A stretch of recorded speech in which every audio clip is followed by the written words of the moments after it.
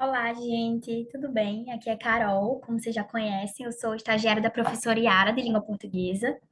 E conforme a gente combinou ainda em sala de aula, né? Eu fiquei de gravar algumas aulas para vocês e disponibilizar essas gravações para cumprir as horas de atividade que a gente perdeu por causa do recesso, né? E conversando com a professora Yara, a gente decidiu que eu ia fazer essas aulas de assuntos em que vocês sentiram dificuldades quando a gente trabalhou em sala de aula. Tá? Então, nossa primeira aula vai ser de linguagem conotativa e denotativa e das figuras de linguagem, que vocês trabalharam em sala, tanto comigo, tanto com a professora Yara. Tá? Então, para começar, o que é denotação e o que é conotação? Apesar de terem nomes muito parecidos, esses dois conceitos, eles são opostos. Por quê? Porque enquanto a linguagem denotativa vai usar as palavras no sentido real, literal, sem figuração, ou seja, no sentido que a gente já conhece e usa normalmente, a linguagem denotativa ela evita da margem interpretações, a significados que estão fora ali do conceito do dicionário, né, da superfície do texto, que são das próprias palavras. Esse tipo de linguagem é muito utilizado nos textos informativos, como os de reportagens, os textos jornalísticos que a gente trabalhou juntos. A redação do Enem, por exemplo, para não abrir margem de interpretações, enquanto a denotação ela constrói esse tipo de linguagem, a conotação vai fazer o contrário. Quando a gente usa a linguagem conotativa, a gente usa as palavras com sentidos figurados, ou seja, com sentidos diferentes, desprendidos do conceito do dicionário, né? Do sentido que aquela palavra tem no dicionário. Então, é um significado mais abstrato, tá? Geralmente, quando a gente usa esse tipo de linguagem, a gente quer que as pessoas utilizem da interpretação para entender o que é que a gente está querendo falar ali, né? O que é que a gente está querendo figurar para gerar novos sentidos naquelas palavras na nossa comunicação. Para vocês entenderem melhor, eu trouxe dois exemplos, um de uma música e um de um poema, para que a gente entenda a diferença, né, entre denotação e conotação. Nessa música do Los Hermanos, a letra diz: Veja bem, meu bem, sinto te informar que arranjei alguém para me confortar. E esse alguém está quando você sai, e eu só posso crer, pois sem ter você nesses braços tais. Quando a gente lê essa letra, a continuidade dela, a gente vê que esse alguém que eu grifei, que eu deixei em negrito, se refere ao sentimento da saudade. E aí vamos refletir. Alguém, a palavra alguém, quando a gente põe no dicionário, ou até mesmo o significado que a gente já conhece, mesmo que a gente não vá pesquisar esse significado no dicionário, alguém vai se referir a uma pessoa, né? A uma pessoa física, a um ser humano. Isso aí é o conceito já conhecido, o conceito dicionarizado, o conceito comum. Entretanto, nessa música, esse alguém está sendo referente a um sentimento, né? E um sentimento não é uma pessoa, não é um ser humano. Então, eu estou usando alguém no sentido extra, né, do conceito normal da palavra. Então, eu estou usando a conotação. No caso, se eu for usar a palavra alguém no sentido denotativo, eu estou fazendo referência a uma pessoa. Mas se eu estiver usando essa palavra alguém, como eu estou usando na música para me referir a um sentimento, a saudade, eu estou usando da conotação, ok? A mesma coisa acontece nesse poema do Augusto dos Anjos, chamado O Morcego, porque diz assim: Meia-noite, ao meu quarto me recolho, meu Deus, e este morcego, e agora vem. Na bruta ardência orgânica da sede, morde minha goela, igno e escaldante molho. Vou mandar levantar outra parede. Digo, ergo-me a tremer, fecho o ferrolho e olho o teto. Vejo-o ainda igual a um olho, circularmente sobre minha rede. Pego de um pau, esforços faço, chego a tocá-lo. Minha alma se concentra, que ventre produziu tão feio parto. A consciência humana é este morcego. Por mais que a gente faça, à noite ele entra imperceptivelmente no nosso quarto. Nas três primeiras estrofes desse poema, a gente acha que ele está descrevendo um animal, o morcego, né? O morcego, forma física de um animal. Porém, quando a gente chega na quarta estrofe, que eu grifei em negrito, ele diz: a consciência humana é este morcego. Então, não é o animal físico que a gente sabe o que é o morcego. Ele está falando da consciência humana, que é uma coisa que nem tem forma física. Então, ele está aplicando morcego, a palavra morcego, num sentido conotativo, porque é um sentido diferente do comum. Eu não estou fazendo referência ao bicho morcego. Eu estou fazendo referência à consciência humana, que é uma coisa que nem forma física tem, que não é materializável. Então, é o sentido conotativo da palavra. E aí eu trouxe também uma questão para que a gente torne mais claro, né, essa aplicação, né, em atividades, em questões. Diz assim: os vocábulos e expressões apresentam sentidos específicos e diferentes de acordo com o contexto e o contexto em que se inserem. Na frase, a democracia flerta facilmente com o autoritarismo, foi utilizado o sentido. Antes de a gente ir para as alternativas possíveis, vamos refletir sobre a palavra flertar. O que é flertar? Flertar é paquerar, tá, gente? É jogar um charme no olhar para alguém, para o nosso crush, é paquerar, certo? E aí, a frase diz que a democracia flerta com o autoritarismo. Democracia e autoritarismo são dois sistemas políticos, são dois modos de sistema político, né? E aí a gente reflete, flertar, dois sistemas políticos, dois modos de sistema político podem paquerar entre si, a gente já acha estranho, né? Então a gente já vê que o sentido da palavra flertar não está sendo o sentido literal, o sentido comum, o sentido usual que a palavra tem, né? E aí as questões, as alternativas dizem: A. Foi utilizado o sentido conotativo da palavra através da forma verbal flerta, correto, né? Porque flertar, por se tratar de paquera, geralmente o sentido normal, o sentido comum é entre duas pessoas. E aqui a gente não está falando de duas pessoas, né? Então a gente está utilizando o sentido conotativo, que abre interpretação, que abre a figuração para utilizar a palavra flertar. As outras alternativas são B, denotativo, a partir da ação flertar atribuída à democracia, não, porque denotativo é o sentido real e flerte é entre duas pessoas, então a gente já elimina essa alternativa.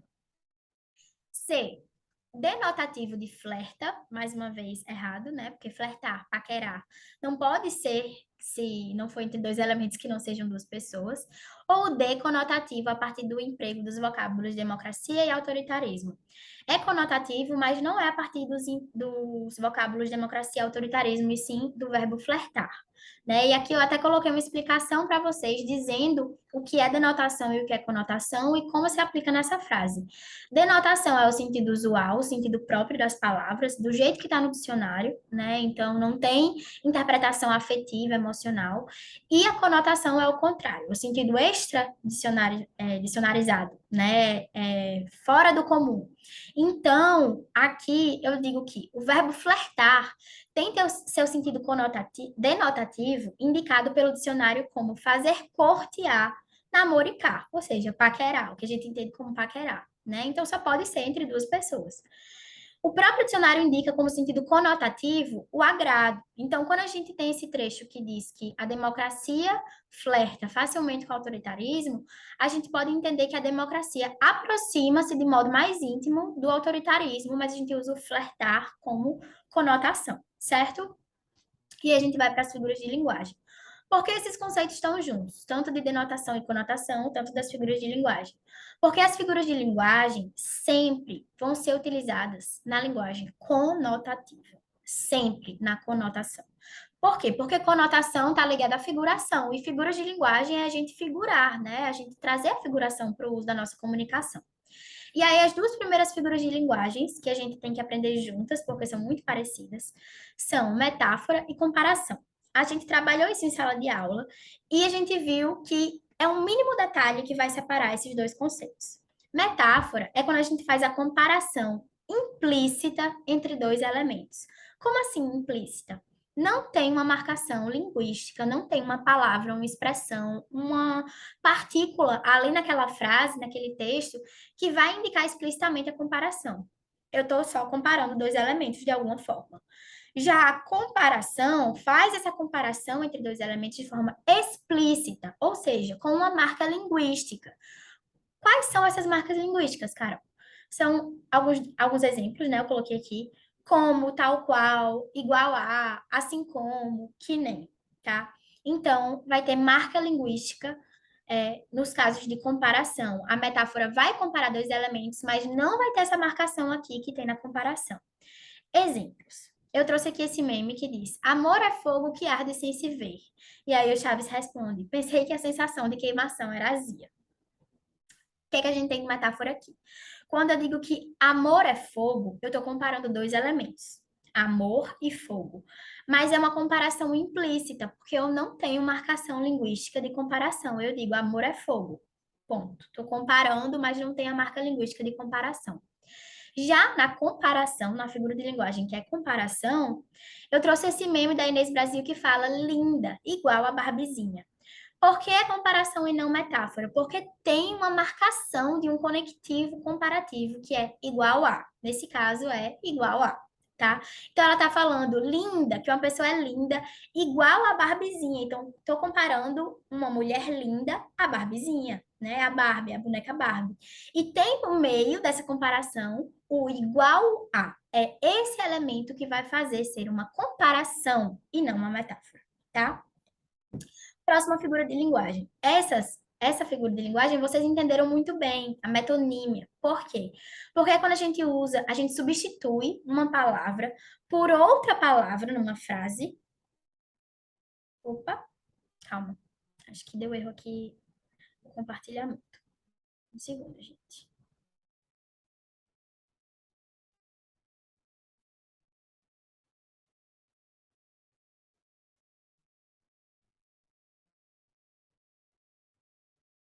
Pronto, agora voltou.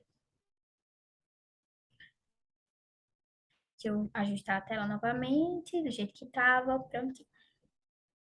Vocês entenderam bem a metonímia, por quê? Porque é quando a gente utiliza uma palavra que tem uma relação com outra, né? Ao invés dessa outra, como utilizar o nome da marca para se referir a um objeto. Como assim?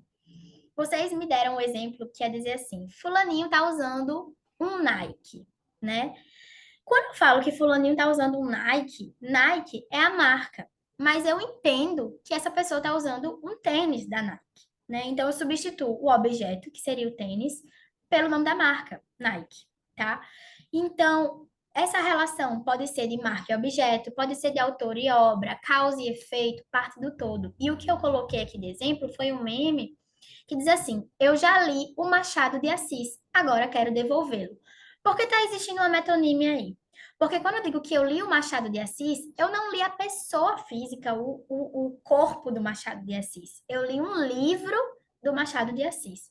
Então, eu substituí o objeto, né, a obra, que é a palavra livro, ou até mesmo o título da obra, pelo nome do autor, Machado de Assis. E aí, nesse meme, a bibliotecária até fala: ele ressuscitou porque o Machado de Assis já morreu há muito tempo, né?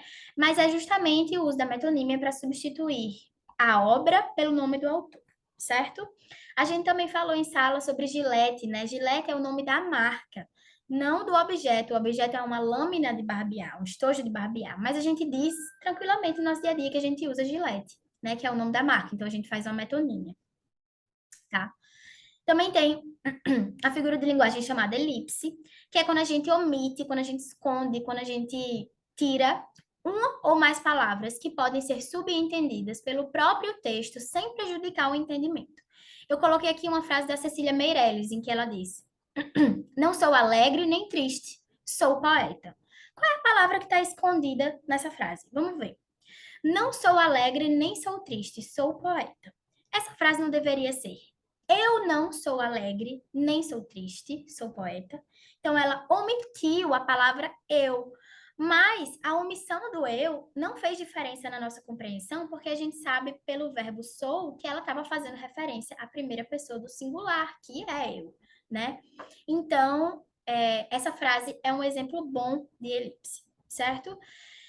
A próxima figura de linguagem que a gente vai ver é hipérbole. Hipérbole vocês usam com certeza de forma demasiada no dia a dia de vocês. Eu também uso muito, que é o emprego do exagero intencional numa palavra, no sentido de uma frase. Aí eu coloquei aqui um exemplo que é no chat do iFood, né, do aplicativo, que diz assim: Se eu não atender o interfone, peça para o motoboy ligar para o SAMU, porque eu morri de fome. Se a gente for refletir sobre o sentido da palavra morri, no dicionário, é uma pessoa que morre, né? Que teve a morte. Ou seja, que não está mais viva, que não respira mais, que morreu. Quando eu falo eu morri de fome, eu de fato morri? Eu de fato não estou mais viva? Não. Eu falo que eu morri de fome porque eu tô com muita fome, então eu quero exagerar. Então a palavra morri aqui, ela está sendo utilizada de forma figurada, né? A partir de um hipérbole, que é o exagero, para falar que eu tô com muita fome. Então quando a gente fala que, eu tô morto de fome, eu tô morto de sono, eu tô usando a hipérbole para exagerar, certo? Próxima é a personificação. A personificação a gente viu um exemplo no início, né? Quando eu mostrei para vocês tanto a música quanto o poema, que eu disse que alguém sempre vai fazer referência a uma pessoa, mas no sentido figurado, pode fazer referência a um sentimento, né? Então, eu estou personificando aquele sentimento, eu estou dizendo que estou trazendo uma forma de referência, né? Dizendo que esse sentimento é um alguém, eu estou me referindo de forma a personificar esse sentimento. A mesma coisa com a consciência humana. Eu personifiquei, né, em um morcego, em uma forma física. Então, personificar é uma figura de linguagem que vai atribuir características humanas ou animadas para coisas não humanas ou não animadas, inanimadas. O exemplo que eu coloquei aqui foi da música Céu de Santo Amaro, do Caetano Veloso, em que ele diz: Olho para o céu, tantas estrelas dizendo da imensidão. Se a gente for refletir sobre a palavra dizer, o sentido do dicionário, o sentido comum de dizer, geralmente vai estar ligado a uma pessoa que vai falar, que vai verbalizar. As estrelas que estão no céu, elas falam? Elas dizem alguma coisa? Não. Então, quando eu falo que as estrelas estão dizendo algo, eu estou personificando as estrelas, porque eu estou atribuindo uma característica humana, que é da fala, né, da verbalização, a um objeto, uma coisa, né, que não é humana, que são as estrelas, certo? Então, a mesma coisa lá, eles fizeram tanto na música, tanto no poema, né, com alguém relacionado a um sentimento e ao morcego relacionado à consciência humana, certo? Antítese. Antítese também é bem fácil de entender, porque vai ser quando a gente usa o emprego de palavras ou ideias que são opostas, que são contrárias numa mesma frase ou no mesmo texto. Isso acontece no título da obra Morte e Vida Severina, do João Cabral de Melo Neto, que provavelmente vocês já ouviram falar. Por quê? Porque morte e vida são coisas contrárias, concordam? Então, eu estou aplicando numa mesma frase, numa mesma construção, duas palavras de sentidos opostos. Então, isso é a antítese entre esses elementos que são opostos. Isso pode acontecer com frio e calor, noite e dia, bonito e feio, entre outras coisas que têm sentidos opostos, certo, gente? Próxima figura de linguagem é a sinestesia, que é uma das que eu acho mais legal, né? Uma figura de linguagem muito legal, porque é quando a gente mistura numa frase, numa construção, sentidos de diferentes órgãos sensoriais. Quais são os nossos sentidos do corpo humano?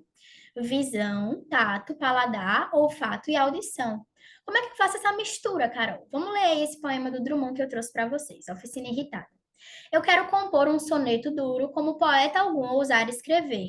Eu quero pintar um soneto escuro, seco, abafado, difícil de ler. O que é um soneto, gente? O soneto é um poema. E poema a gente lê, concordam? A gente vai ler com a nossa visão. Aí ele fala assim: eu quero pintar um soneto escuro, seco, abafado, difícil de ler.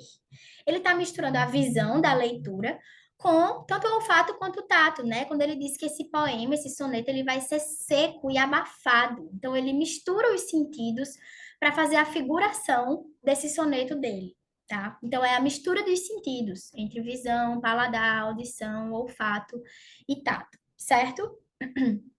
E por fim, esse que eu tenho certeza que vocês usam muito, eu também uso muito, é uma coisa que a gente está muito acostumada a usar, né? Que quando a gente usa palavras ou construções de sentido diferente do que de fato a gente quer dizer, para provocar, às vezes, um sentido de humor, né? Eu trouxe esse meme que é: uma pessoa diz assim, só eu que estou acordada? E aí a gente responde, sim, só você. Crepúsculo, a sonâmbula, a despertada, a usuária de cafeína, a rainha da noite, a bela não adormecida. Por que eu trago essa ironia? Porque no mundo, obviamente, de forma clara, não vai ser só você que está acordado. né? E aí, quando eu respondo que sim, só você tá acordado, eu tô sendo irônica, né? Só você, crepúsculo, a sonâmbula, ou seja, eu tô sendo irônica, eu tô trazendo a ironia para falar uma coisa diferente do sentido que, de fato, eu responderia, de dizer assim, não, não é só você no mundo que tá acordado, né? Acabamos, gente. Espero que vocês tenham gostado da aula. Tentei trazer esses memes, músicas, para tornar mais divertido, né? Para a gente aprender. E usem e abusem desse material. Sempre que tiverem dúvidas, quando precisarem, quando tiverem uma prova que vai abordar esses assuntos, voltem nesse material para voltar para essas explicações e entender melhor o que significa cada uma dessas coisas, tá certo? Espero que vocês tenham gostado. Até breve, né? Já já a gente tá se vendo de novo. Um beijo e até a próxima aula.